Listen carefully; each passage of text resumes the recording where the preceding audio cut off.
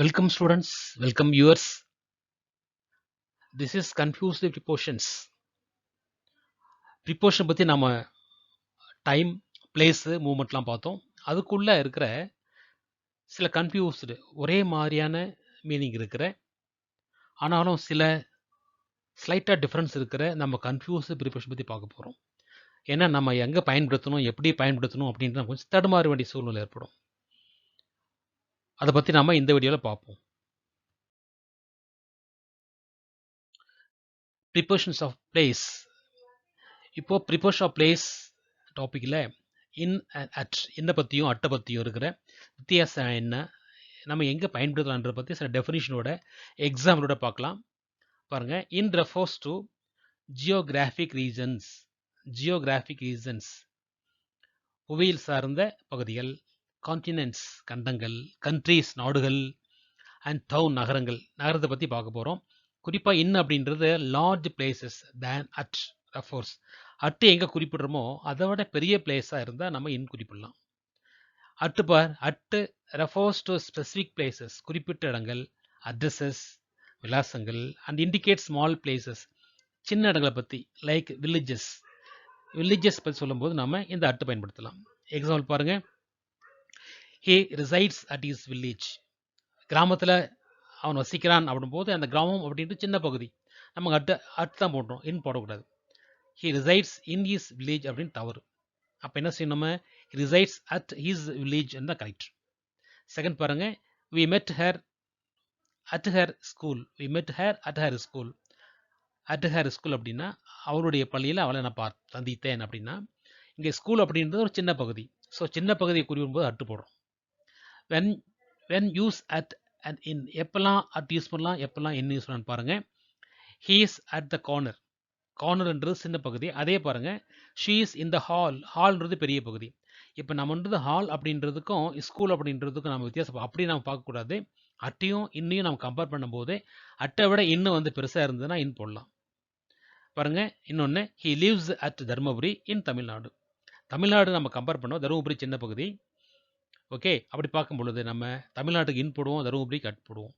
இன்னும் தருமபுரி ஒரு டிஸ்ட்ரிக்ட் எடுத்தோம்னா, டிஸ்ட்ரிக்ட் அவனு எடுத்தோம்னா நம்ம ஒரு வில்லேஜ் எடுத்துக்குவோம், அந்த வில்லேஜுக்கு அட்டு போடுவோம், தருமபுரி டிஸ்ட்ரிக்ட்டுக்கு இன் போடுவோம், அப்படியும் போடலாம். ஸோ அட்டையும் இன்னையும் கம்பேர் பண்ணும்போது அட்டு சிறிய பகுதியாகவும் அதை விட பெரிய பகுதி இன்னு இருந்தால் நம்ம சரியாக இருக்கும். ஆக அட்டை இன் பற்றி நீங்கள் புரிஞ்சுட்டுப்பீங்கன்னு நினைக்கிறேன். நம்ம நெக்ஸ்ட் போவோம். ப்ரிப்போஷன்ஸ் ஆஃப் பிளேஸ், அதில் பிட்வீன் அண்ட் அமாங் பார்க்கலாம். Between and among. இப்போது between is used when naming definite individual items and used when something is placed between two objects. இப்போ நேமிங் டெஃபினிட், குறிப்பிட்ட பெயர் உள்ளது, தனிப்பட்ட ஒரு ஐட்டம்ஸ்னு சொல்லுவோம் நம்ம, பகுதிகள். இதை நம்ம பெட்டின் பயன்படுத்துவோம், குறிப்பிட்டு சொல்லுவோம், நாம் ஜென்ரலாக சொல்ல மாட்டோம். ஓகேவா, ஜென்ரலாக சொல்கிறது வேறு விஷயம், மரங்கள், மக்கள், இந்த மாதிரி ஜென்ரலாக சொல்கிறத விட ஸ்பெசிஃபிக்காக சொல்லுவோம் நம்ம, அதான் பிட்வீன் பயன்படுத்துறது. அதை குறிப்பு அப்படின்னா இரண்டு பொருளை பயன்படுத்தும் போது, ஏதாவது குறிப்பிட்ட இரண்டு பொருள்கள் பயன்படுத்தும் போது நம்ம பிட்வீன் பயன்படுத்துவோம். உதாரணம் பாருங்கள், the discussion on is sports meet between our school and other schools. பார்த்தீங்களா, இப்போ நம்முடைய பள்ளி மற்ற பள்ளிகள் இரண்டுக்கும் மத்தியில் டிஸ்கஸ் பண்ணுறோம் அப்படின்னா பிட்வீன் போடுறோம் நம்ம. Are going on for 2 days. The final match will be held between India and Australia. இந்தியான்றது ஸ்பெசிஃபிக் நேம், ஆஸ்திரேலியான்றது ஸ்பெசிஃபிக் நேம், கண்ட்ரி. இரண்டுக்கும் நம்ம வந்து குறிப்பிடும் போது பிட்வீன் போடுவோம். The final match will be held between India and Australia. I hit the notes between 2 books. So புக்ஸ்ன்றது குறிப்பிட்டு சொல்கிறோம், ரெண்டு புக்ஸுக்கு மத்தியில் என்னுடைய நோட்டை நான் வந்து மறைத்தேன்.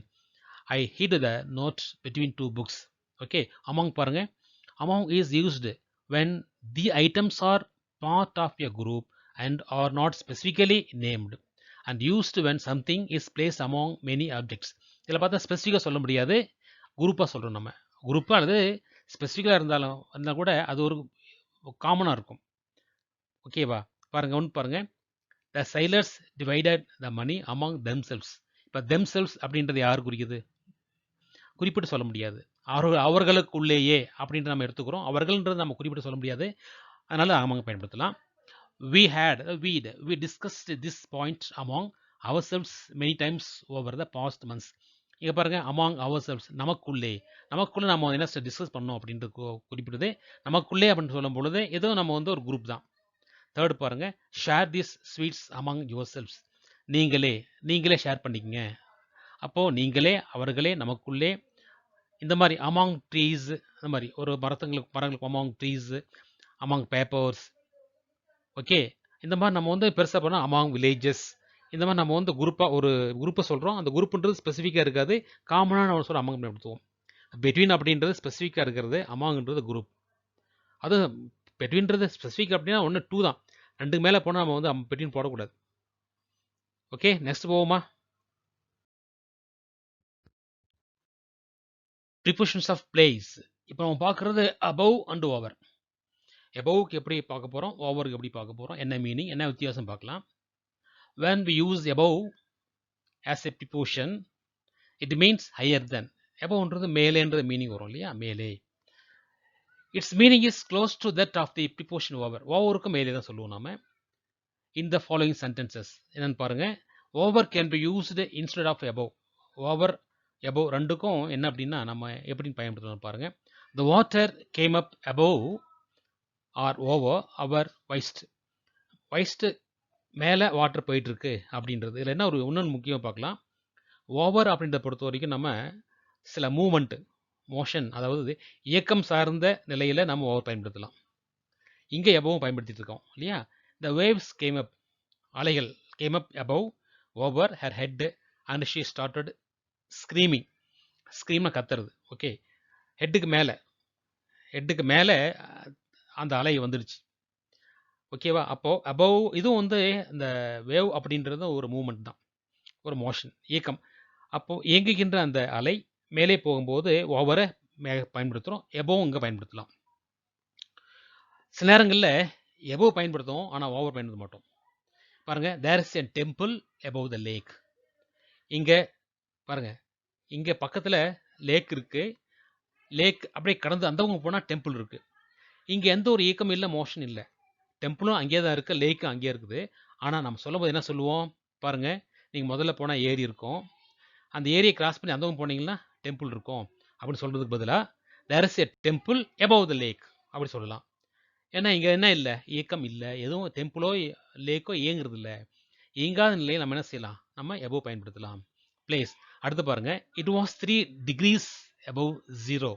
இது பாருங்கள், இது வந்து இதுவும் நம்பர் குறிக்கணும். டெம்பரேச்சர் குறிக்கும்போது எப்பவுமே நம்ம வந்து எபவ் தான் குறிக்கணும். 0வோட 3 டிகிரி அதிகமாக இருக்குது அப்படின்றது. இட் வாஸ் 3 degrees above 0, 0வோட மேலே இருக்குன்னு சொல்கிறது நம்ம வந்து குறிக்கலாம். சரி, யூஸ் ஓவர். இப்போ ஓவரை பயன்படுத்தலாம், அங்கே எபவ் பயன்படுத்தக்கூடாது. பாருங்கள், ஐ get over 60 emails a day. Number சொல்லும் பொழுது வித் நம்பர்னு சொல்லும் பொழுது நம்ம என்ன சொல்லுவோம், நான் வந்து ஒரு நாளைக்கு 30 emails எனக்கு 30 emailsக்கு மேலே எனக்கு வருது அப்படின்னா நான் பெறுகின்றேன் அப்படின்போது I get over 60 emails a day. 60ன்றது என்னது, நம்பர். இன்னும் பாருங்கள், if you weigh over 100 kilograms then you may need to start a diet. நீ 100 கிலோமீட்டருக்கு மேலே நீ உனக்கு வெய் வந்துச்சு அப்படின்னா, இடம் வந்தது அப்படின்னா, நீ டயட்டை என்ன செய்யணும், கண்டிப்பாக ஆரம்பிக்க தேவையாக இருக்கிறது, ஓகேவா. அப்போது இங்கே 100ன்றது என்னது, அதுவும் நம்பர் தான். ஒரு நம்பர்னு சொல்லும்போது நம்ம என்ன சொல்லுவோம் அப்படின்னா ஓவர் சொல்லலாம். இன்னும் பாருங்கள், he put on a sweater over his shirt. இது ஸ்வெட்டரை மேலே போடுறதுன்ற ஒரு மூமெண்ட் இல்லையா. அப்போ ஸ்வெட்டர் ஓவர் ஹிஸ் ஷர்ட்னு போடணும் இல்லையா, அங்கே எபோவ் போடக்கூடாது, எபோவ் ஹிஸ் ஷர்ட்னு போடக்கூடாது. ஏன்னா ஷர்ட் நம்ம வந்து போடுவோம் அப்படின்றதுனால, புட் ஆன் அப்படின்றது அணிதல். அப்போ ஷர்ட்டு மேலே அணிதல் சொன்னோம்னா நம்ம ஓவர் போடுறோம்.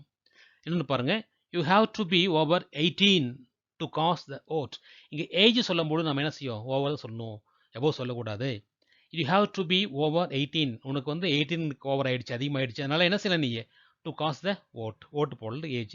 அப்போ ஏஜ் சொல்லும்போது, நம்பர் சொல்லும்போது ஓவர் பயன்படுத்தலாம், மற்றதெல்லாம் பார்த்தோன்னா எபோவ் பயன்படுத்தலாம். குறிப்பாக சொன்னோம்னா எபோவ் அப்படின்றது நம்ம இயங்காத நிலையில் மேலே இருந்தால் எபோவ், இயங்குகின்ற நிலையில் இருந்தால் அது வந்து ஓவர். ஓகே, நம்ம இதுக்கு முன்னே இருக்கிற நம்ம வீடியோவில் பார்த்தோம், இப்போ கொஞ்சம் தெளிவாக பார்த்துட்ருக்கோம். நெக்ஸ்ட் போவோமா ஸ்டூடெண்ட்ஸ்? ப்ரிபோசிஷன் ஆஃப் பிளேஸில் வந்து இன் அண்ட் இன்டூ. இன் எப்படி பயன்படுத்தலாம், இன்டூ எப்படி பயன்படுத்தலாம்னு பாருங்கள். The key difference between in and into is that in indicates a state of being. State of beingனா அங்கேயே அப்படியே இருக்கிறது. நகராமல் இருக்கிறது, அதை இன் பயன்படுத்துகிறோம். வேறஸ் இன்டு இண்டிகேட்ஸ் மோஷன், ஆனால் இன்டுன்றது நகரக்கூடியது. இயங்கக்கூடிய நிலையில் இன்டு பயன்படுத்துவோம், இயங்காத நிலையில் இன் பயன்படுத்துவோம். For example, into is often used to describe the movement of something. Movement of something ஏதாவது இயங்குகிற நிலையில் from outdoors to indoors, outdoors to indoors, வெளியிலிருந்து உள்ள. சச்சஸ் இந்த சென்டென்ஸ் பாருங்க, I walked in to the house, நான் வீட்டுக்குள் நுழைந்தேன், நடந்தேன், வீட்டுக்குள்ளே நடந்தேன்னு சொல்லுவோம், நடந்தேன் அப்படின்போது நடந்தேன்றது ஒரு இயக்கம், எங்கேருந்து வெளியிலேருந்து வீட்டுக்குள்ளே. அப்போ நம்ம என்ன செய்வோம், நம்ம இன்டு பயன்படுத்தலாம். By contrast, in is used when a thing or person is stationary. இங்கே ஸ்டேஷன் மீனிங் என்ன, அங்கேயே இருக்கிறது தான் ஸ்டேஷனரி, நகராமல் இருக்கிறதுக்கு பேர் தான் ஸ்டேஷனரி. ஓகேவா, அந்த மாதிரி நகராமல் இருக்க சூழ்நிலையில் நம்ம இன்னும் பயன்படுத்தலாம். For example, I found the book in the drawer. ட்ராயரில் புக்கு அங்கே இருக்குது, so I found the book in the drawer. இன்னொன்று பாருங்கள், Ashok drove his car in to the garage. Garage சொல்லும் பொழுது அந்த கார் விட இடம், அப்போது கார் மூவ்மெண்ட் இருக்கு பாரு, காரை ஓட்டிகிட்டு போய் எங்கே விடுறாரு, காரேஜில் விடுறாரு. ஓகேவா, Ashok drove his car in to the garage. My friend lives in the house. பாருங்கள், அந்த வீட்டில் வசிக்கிறார் அப்படின்னா வசிக்கிறார்னு சொல்லும் போது இன்னும் வரும், மூமெண்ட் எது இல்லை. My friend lives in that house. The teacher came quickly in to the room. Came quickly, அது மோஷன் தானே, ஏக்கம் தானே அது. And began the lesson. The dishes are in that cupboard. Dishes are in that cupboard. கபோர்டில் அங்கேயே dishes இருக்குது. ஓகேவா, அப்போது இன்டு அப்படின்றது இயக்கத்தையும், இன் அப்படின்றது இயங்காத நிலையில் இருக்கிறதும் இன்னும் வரும். இயங்காத அப்படியே இருக்கிற நிலை இன்னும், இயங்கக்கூடிய நிலையில் இன்டும் பயன்படுத்தலாம். ஸ்டூடெண்ட்ஸ் நெக்ஸ்ட் பாருங்க, ப்ரிபோசிஷன்ஸ் ஆஃப் பிளேஸில் on and onto. On and onto. Onto எப்படி நம்ம வந்து இன் இன்டு பார்த்தோமோ அதே தான் onto. Onto indicates motion, where on doesn't. Onto அப்படின்றது இயங்க நிலையிலையும், ஆன் அப்படின்றது இயங்க நிலையில் இருக்காது. Onto normally indicates that something is placed onto something else. ஒரு இடத்துலேருந்து மேலே எழும்பிய ஒரு பொருள் மேலே நிற்கிறது ஆன் டு. பாருங்கள், I put the dishes on to the table when I set it. Put the dishes, அப்போ நம்ம டிஷ்ஷஸை எடுத்து போயிட்டு அந்த டேபிள் வைக்கிறோம் அப்படின்னா அது இயக்கம். டிஷ்ஷஸை எடுத்து போயிட்டு டேபிள் வைக்கிறோம் அப்படின்னா அந்த வைக்கிற அந்த இயக்கம் தான் ஆன்ட்டுன்னு சொல்லுவாங்க. I put the dishes on to the table when I set it. செட்டின்னு அர்த்தம் அதை அமைக்கும் பொழுது. On shows that something already rest on a surface. Surface மேலே அங்கேயே இருந்தது அப்படின்னா நம்ம பார்த்தோம் அப்படின்னா நம்ம ஆன் சொல்லலாம். For example, the picture is hanging on the wall. Okay, wall, சோற்றின் மேலே அந்த படம் தொங்கி கொண்டிருக்கிறது. அப்போது ஆன் அப்படின்றது அங்கே இருக்குன்னு சொல்கிறோம். எக்ஸாம்பிள் ஆன் டூ பாருங்கள், ஐ கேர்ஃபுல்லி. இப்போ ஆன் டூவில் வந்து பார்த்தீங்கன்னா எல்லாம் வந்து மோஷன் இருக்கும், இயக்கம் இருக்கும். அந்த இயக்கம் என்னன்னு கண்டுபிடிக்க பார்க்கலாம். I carefully placed the picture on to the wall. Okay, placed புரியுதுல உங்களுக்கு, placed the picture on to the wall. He put the book on to the desk. அந்த வைக்கிற அந்த இயக்கத்தை மட்டும் தான் குறிக்குது. அப்புறம் அந்த book is on the desk. வச்ச பின்னாடி என்னது, the book is on the desk. Okay, the cat climbed on to the roof. Climbed. The path leads on to the main road. இதில் பாருங்கள் என்னென்ன இயக்கம் பாருங்கள். முதல் சென்டென்ஸில் பிளேஸ்ன்ற இயக்கம் வருது, செகண்டில் புட்டு, தேர்டில் வந்து கிளைம்புடு என்ற இயக்கம், ஃபோர்த்தில் வந்து லீட்ஸ். இதெல்லாம் என்ன அப்படின்னா நம்ம இயங்குகிற அந்த செயல்பாடை குறிக்கும் பொழுது அந்த செயல்பாட்டு ஒரு பொருள் மேலே அது ஆன் டூன்ற நம்ம வந்து ப்ரிப்போஷன் நம்ம ரிலேஷன்ஷிப் கொடுக்குறோம். ஆன் பாருங்கள், you can find the dictionary on the table. யாரோ கொண்டு டிக்ஷனரி வச்சுட்டாங்க, அதை நம்ம வந்து குறிப்பிடதில்லை, ஆனால் இங்கே வந்து இருக்கிறத குறிப்பிட்றோம். You can find the dictionary on the table. That's a beautiful picture on the wall. The hotel is on the road opposite the beach. ஓகேவா, இங்கே என்ன செயல்பாடு இருக்குங்கள, can find the dictionary. Find, table மேலே இருக்கிற டிக்ஷனரி நான் பார்த்தேன். There is இல்லையா, அழகான பிக்சர் வால் மேலே இருக்குது இல்லையா, பீச்சுக்கு ஆப்போசிட்டில் ஹோட்டல் ரோட் மேலே இருக்குது. அவ்வளோதான், இருக்கிற நிலையில் தான் ஸ்டேட்டிக்னு சொல்லுவோம் நாங்கள். இருக்கும் அப்படின்றது என்னது, நம்ம என்ன சொல்லுவோம், ஸ்டேட்டிக், த ஸ்டேஷனரி அப்படின்னு சொல்லுவோம். ஓகேவா ஸ்டூடெண்ட்ஸ், பிசைட்ஸ் இங்கே என்ன அப்படின்னா பிசைட்ஸ் அப்படின்றத நம்ம வந்து வேறுபாடு குறிக்கிறோம். இங்கே பிசைட் அப்படின்றது வந்து ஒரு ப்ரிப்போசிஷன் ஆகும். பிசைட்ஸ் அப்படின்றது நம்ம ஒரு லிங்கர் அப்படின்னா ஒரு கன்ஜெக்ஷன், ரெண்டையும் நம்ம வந்து கம்பேர் பண்ணுறோம். இது பொதுவான ஒரு கம்பேரிஷன். இரண்டுமே வந்து நம்ம ப்ரீபோஷன் எடுத்துக்கிறது இல்லை. பிசைடு மட்டுமே ப்ரீபோஷன் எடுத்துக்கிறோம். பிசைட்ஸ் அப்படின்றது ஒரு லிங்கர் எடுத்துக்கிறோம், கன்ஜெக்ஷன். ஆனால் சில நேரங்களில் இதுவே நம்ம கன்ஃபியூஸ் ஆகாமல் இருக்கிறதா நான் கொடுத்துருக்கேன். ஒரு கன்ஜெக்ஷனும் ஒரு ப்ரிப்போஷனும் கொடுத்தா நம்ம எப்படி நம்ம வந்து கன்ஃபியூஸ் ஆகாமல் இருக்க முடியும்னு பாருங்கள். பிசைட் அப்படின்றது வித்தவுட் அண்ட் எஸ் ஏறாமல் இருக்கு பாருங்க. என்ன அர்த்தம்? நெக்ஸ்ட்னு அர்த்தம். அதுக்கு அடுத்து அருகில்னு அர்த்தம்.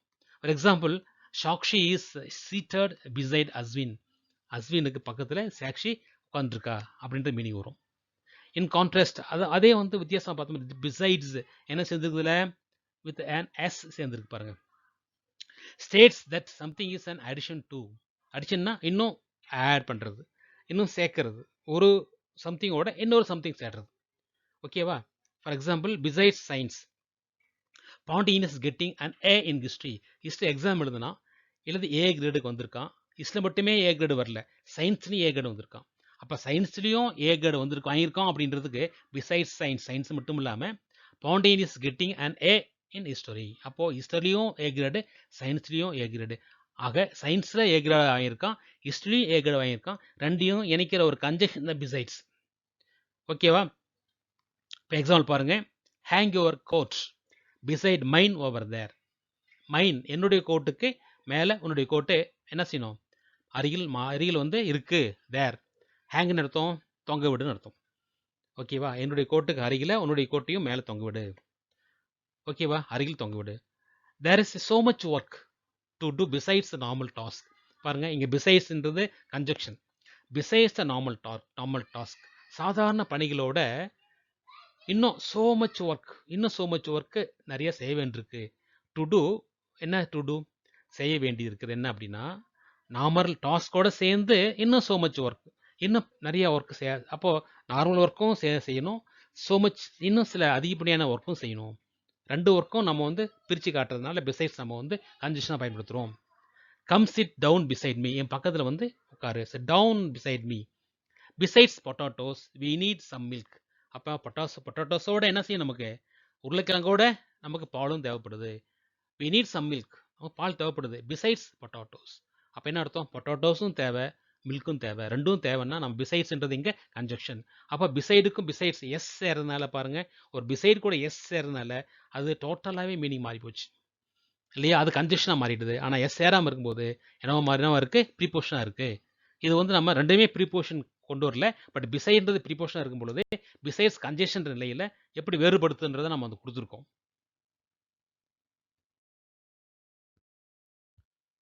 ஸ்டூடெண்ட்ஸ், இதுக்கு முன்னாடி நம்ம ப்ரிப்போஷன் ஆஃப் பிளேஸ் பார்த்தோம். இப்போ டைம் பார்க்கலாம். டைம் எப்படி வேறுபடுதுன்னு பாருங்கள். In and at.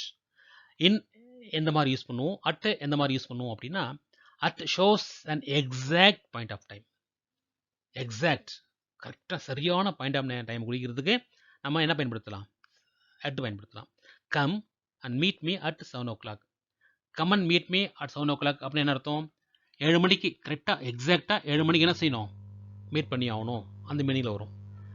This office opens at 10 in the morning. 10 in the morning. காலையில் 10 மணிக்கு, கரெக்டாக 10 மணிக்கு. அட் 10 அப்படின்னா சரியாக 10 மணின்னு அர்த்தம். I will meet him at 2 PM. இந்த time stated is very exact or specific. 2 PMன்றது எக்ஸாக்ட் டைம். அப்போது அட் 7, அட் 10, அட் 2 PM இதெல்லாம் டைமை குறிக்கிறது, எல்லாம் exact time. In shows a period of time. அப்போ என்ன அர்த்தம் பாருங்கள்? In the evening, in the morning. But நைட்டுக்கு இன் நைட் வராது, இன் அட் நைட் வரும். இப்போ ஓகேவா? I will return this book in a week. ஒரு வாரத்துக்குள்ளே புக்கு கொடுத்துட்றேன். ஹி மெட் him at 5 PM in the evening. பாருங்கள், அட்டுன்னு அர்த்தம் கரெக்டாக எக்ஸாக்டாக 5 PM. எப்போ? இந்த ஈவினிங். ஈவினிங்கில் 5 PMக்கு ஒன்றாவது நான் சந்தித்தேன் அப்படின்றது நம்ம சொல்ல வேண்டியிருக்கு. அப்போது அட் அப்படின்றது எக்ஸாக்ட் டைம், இன் அப்படின்றது ஒரு குறிப்பிட்ட நேரத்துக்குள்ளே, அதாவது பார்த்தோன்னா ஒரு group of time. Specific time சொல்ல முடியாது இல்லையா? Period of time. இன் அப்படின்றது பீரியட் ஆஃப் டைம் வரும், அட்டுன்றது ஸ்பெசிஃபிக் டைம் வரும். கண்டினியூவாக வந்து ப்ரிப்போஷன் ஆஃப் டைமில் சின்ஸுக்கு என்ன மீனிங், ஃபார் அப்படின்றது பார்க்கலாம். சின்ஸ் எங்கெல்லாம் குறிப்பிடலாம், ஃபார் எங்கெல்லாம் குறிப்பிடலாம் அப்படின்னா, since refer to a particular point of time.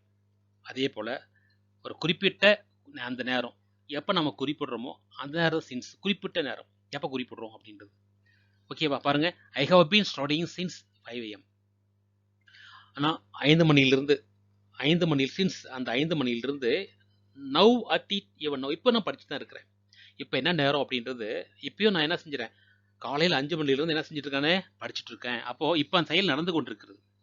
அந்த செயல் இப்பயும் நான் என்ன பண்ணிட்டு இருக்கேன், நடந்து கொண்டிருக்கிறது. அப்போ எப்போ இருந்து நடந்து கொண்டிருக்கிறது, காலையில் 5 மணிலிருந்து. காலையில் 5 மணிலிருந்து அப்படின்னு சொன்னோம்னா அங்கே சின்ஸ் பயன்படுத்தலாம். The construction of this building has been going on since January. So since ஜனவரியிலேருந்து இந்த பில்டிங் கன்ஸ்ட்ரக்ஷன் நடந்து கொண்டிருக்கிறது, கோயிங் ஆன், கண்டினியூ ஆகிட்டு இருக்கு. அப்போது ஜனவரியில் ஆரம்பிச்சது. ஓகேவா? தேர்டு பாருங்க, I have been here since Sunday. Today is Thursday. இன்னைக்கு Thursday அப்படின்னா அப்போ நான் சண்டேலேருந்து நான் இங்கே இருக்கேன் அப்படின்னு என்ன வரும், Sunday, Monday, Tuesday, Wednesday, Thursday. அப்போ நான் Thursday அப்படின்ற சண்டேல தான் இங்கே இருக்கேன்ன்றது குறிப்பிடுது இல்லையா? ஃபார் பாருங்க, for refers the duration of the time. இப்போ சின்ஸ் அப்படின்றது பர்டிகுலர் ஆஃப் டைம்னு சொல்லும் பொழுது for of the duration of the time, duration கால அளவு, அது குறிப்பிட்ட நேரம், இது கால அளவு. சின்ஸ்ன்றது குறிப்பிட்ட நேரம், ஃபார் அப்படின்றது கால அளவு. Maya has worked in this institution as an accountant for 23 years. அப்போது 23 years அப்படின்றது என்னது, அது கால அளவு குறிக்குது, ஃபார் போடுறோம். many ideas were discussed for 3 weeks. அப்போ for 3 weeks before the annual day theme was finalized. I have been here for 4 days. 4 days அப்படின்னா சண்டேல ஆரம்பிச்சது, இப்போ 4 days, 4th day அப்படின் போது 4 days. ஓகே, அப்போ வந்து பார்த்தீங்கன்னா for 4 days, for 3 weeks, for 23 years, இதெல்லாம் வந்து கால அளவு குறிக்கிறதுனால நம்ம என்ன செய்வோம், நம்ம ஃபார் போடலாம். நெக்ஸ்ட் ப்ரிப்போஷன் ஆஃப் டைமில் during and in. During and in. During எங்கே பயன்படுத்தலாம், இன் எங்கே பயன்படுத்தலாம் பாருங்கள். டியூரிங் அப்படின்றது within a time, time within a time. During the day, Raj eats a small snack and lunch. ஓகேவா? அவன் வந்து ஸ்நாக் வந்து not a snake but snack and lunch. During the day, அந்த நாள் முழுசும் எடுத்துவோம், நாள் முழுசும். வித்தின், இன் அப்படின்றது within an amount of time. Anu eats 4 times in 12 hours. ஓகேவா? டியூரிங்க்கு இன்னும் வித்தியாசம் பாருங்கள். டியூரிங் அப்படின்னு சொல்லும் பொழுது அந்த குறிப்பிட்ட நேரத்தில், இப்போ பார்த்தீங்கன்னா ஒரு நாள், அந்த ஒரு நாளில் எப்போ வேணாலும் நடக்கலாம். டூரிங் அப்படின்றது நாள் முழுசும் நடந்து கொண்டிருக்கலாம். இன் அப்படின்றது அந்த நாள், அந்த 4 times, அந்த நாளில் அப்பப்போ நடக்கிறது. நம்ம 12 hours 4 times சாப்பிட்றோம் அப்படின்னா நம்ம வந்து அப்பப்போ நடக்கிறது. Both during and in are used to describe action that happen in a particular period of time. குறிப்பிட்ட ஒரு கால அளவில் நம்ம ரெண்டையும் பயன்படுத்துகிறோம். பாருங்கள், we will be visiting my grandparents during the summer vacation. During summer vacation அப்படின்னா நம்ம அந்த கொடைக்கால விடுமுறையில் பேரண்ட்ஸுங்க வில் பி, நாங்கள் வந்து எங்கள் கிராண்ட் பேரண்ட்ஸு நாங்கள் வந்து என்ன செய்ய போகிறோம், பார்க்க போகிறோம் அப்படின்னா டூரிங், அது இன் போட்டு பாருங்கள். We will be visiting my grandparents in the summer vacations. இப்போ டூரிங் சொல்லும் பொழுது நம்ம அந்த உதாரணம் பாருங்கள்.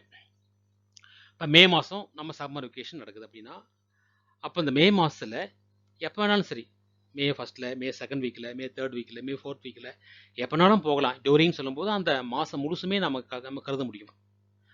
ஆனால் இன் சொல்லும்போது தான் குறிப்பிட்ட நேரம், 3rd வீக்கில் மட்டும் போகிறோம் அப்படின்னா என்ன செய்வோம், நம்ம 3rd வீக்கில் போகிறோம் அப்படின்னா இன் போடலாம். ஒரு பர்டிகுலர் நம்ம வந்து amount of time, particular amount of time சொல்லும்போது நம்ம இன் சொல்லலாம். ரெண்டுமே மீனிங் ஒன்று தான், கொஞ்சம் ஸ்லைட்டாக டிஃப்ரென்ஸ் இருக்குது. டியூரிங் சொல்லும்பொழுது அந்த டோட்டலாக அந்த சம்மர் வெக்கேஷன் ஃபுல்லாகவே எடுத்துக்கிறோம். ஆனால் இன் சொல்லும் பொழுது நம்ம எப்போ சேர்றோமோ, எப்போ நம்ம சந்திக்கிறோமோ, அந்த இன்றது வந்து அந்த பர்டிகுலர் டைம் மட்டும் தான் குறிக்கும். அது அமௌண்ட் ஆஃப் டைம் சொல்லுவோம். அதை பாருங்கள், when we are talking about the whole of the period, use during, whole of the period ஃபுல்லாகவே. ஃபார் எக்ஸாம்பிள் பாருங்கள், நான் வந்து இங்கிலீஷ் கற்றுக்கிறேன் அப்படின்னா அந்த இங்கிலீஷ் கற்றுக்கிறதுக்கு எனக்கு என்ன 3 months ஆகுது. அப்போ அந்த 3 monthsம் என்ன செஞ்சேன், இங்கிலீஷ் கற்றுக்கிட்டே இருந்தேன். அப்போ டூரிங் 3 months எடுத்துக்குவோம் நம்ம. அதே இன் 3 months அப்படின்னா என்ன அர்த்தம், நான் கற்றுக்கிறதுக்கு 3 மாதம் ஆச்சு, ஆனாலும் கூட நம்ம அதில் ஏதாவது 3 மாதம் ஏதாவது ஒரு குறிப்பிட்ட நாளில் கற்றுக்கிறேன். அந்த 3 மாதமே நான் கற்றுக்கணும்னு சொல்ல முடியாது. அதை கற்றுக்கிறதுக்கு 3 மாதம் ஆச்சு, புரிஞ்சுக்கிறதுக்கு 3 மாதம் ஆச்சு, ஆனால் 3 மாதம் கண்டினியூ பண்ணணும்னு சொல்ல முடியாது. நம்ம 3 months அப்படின்றது நம்ம கண்டினியூவாக சொல்ல முடியாது. இன் 3 months அப்படின்றது அந்த 3 months எப்பயாவது ஒரு முறை எனக்கு புரிஞ்சிருக்கலாம், புரியாமல் இருக்கலாம், இல்லையா, நான் கற்றுக்காம இருக்கலாம். ஆனால் அந்த செயல்பாடுன்றது 3 மாதமும் தொடர்ந்து நிகழ்ந்து கொண்டே இருந்தால் டூரிங், அந்த 3 மாதம் எப்பயோ ஒரு நாள் நிகழாமல் இருக்கலாம், நிகழ்ந்திருக்கலாம். ஆனால் செய்கிறதுக்கு எனக்கு ஒரு 3 மாதம் ஆச்சு அப்படின்னா அதை இன் போடலாம். ஓகேவா? இன்னுக்கும் டூரிங் வித்தியாசம், ரெண்டுக்கும் நம்ம வந்து இன் பயன்படுத்தலாம், டூரிங் பயன்படுத்தலாம். ரெண்டுக்குள்ள வித்தியாசம் அதுதான். தொடர்ந்து நிகழ்ந்து கொண்டே இருந்தால் டூரிங், எப்பயாவது எங்கேயாவது நடந்தால் அது இன்னது. ஓகே ஸ்டூடெண்ட்ஸ், நம்ம வந்து இப்போ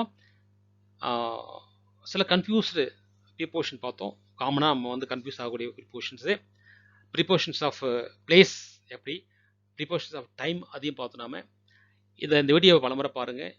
ஓகேவா? டவுட் இருந்தால் குரூப்பில் கேளுங்க. நம்ம அடுத்து நம்ம பார்க்குறது என்னென்னா, இதே ப்ரிப்போசிஷனில் வந்து ப்ரிப்போஷனல் வேர்ப்ஸ் பார்ப்போம்.